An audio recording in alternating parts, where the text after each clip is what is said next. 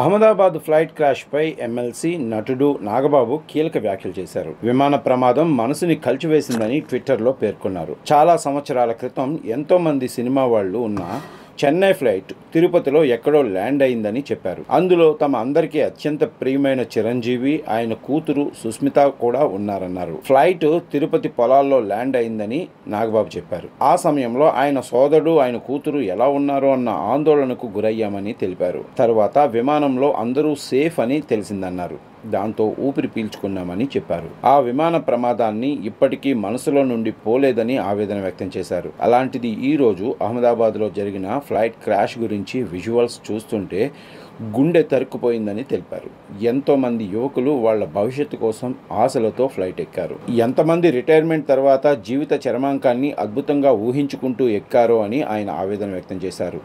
ఏ తల్లి తన బిడ్డల దగ్గరికి చేరాలని ఆత్రంతో ఫ్లైట్ ఎక్కారో, ముక్కు పచ్చలారని పసిపాపలు ఈ లోకం ఒకటి ఉందని తెలియక కేవలం తల్లి పొత్తుళ్లలో సేఫ్గా ఉన్నామన్న పసిబిడ్డలు ప్రయాణికుల్ని సేఫ్ డెస్టినేషన్కి చేర్పించి తమ ఆత్మీయులతో గడపాలని ఊహల్లో ఉన్న పైలట్, కో పైలట్, ఇతర క్రూ మెంబర్స్, అసలు ఈ ఫ్లైట్తో సంబంధం లేని మెడికో స్టూడెంట్స్ హాస్టల్లో లంచ్ చేస్తుంటే పిడుగుపాటులా వాళ్ళ నెత్తిన పడిందని చెప్పారు.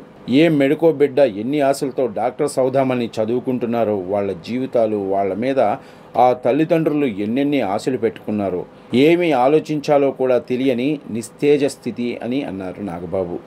ఏడుపు రావటం లేదు, గొంతు పూడుకుపోతుందని నాగబాబు ఎమోషనల్ అయ్యారు. దేవుడున్నాడని నమ్మే అన్ని మతాల వాళ్ళు ఆ ఫ్లైట్లో ఉండే ఉంటారని, ఈ దేవుళ్ళు ఏమైపోయారు, ఎందుకు కాపాడలేకపోయారు అనిపిస్తుంది అని చెప్పారు. ఈ శతాబ్దానికి ఇంతకన్నా పెద్ద ఆపద రాకూడదు అంటూ నాగబాబు ఆవేదన వ్యక్తం చేశారు.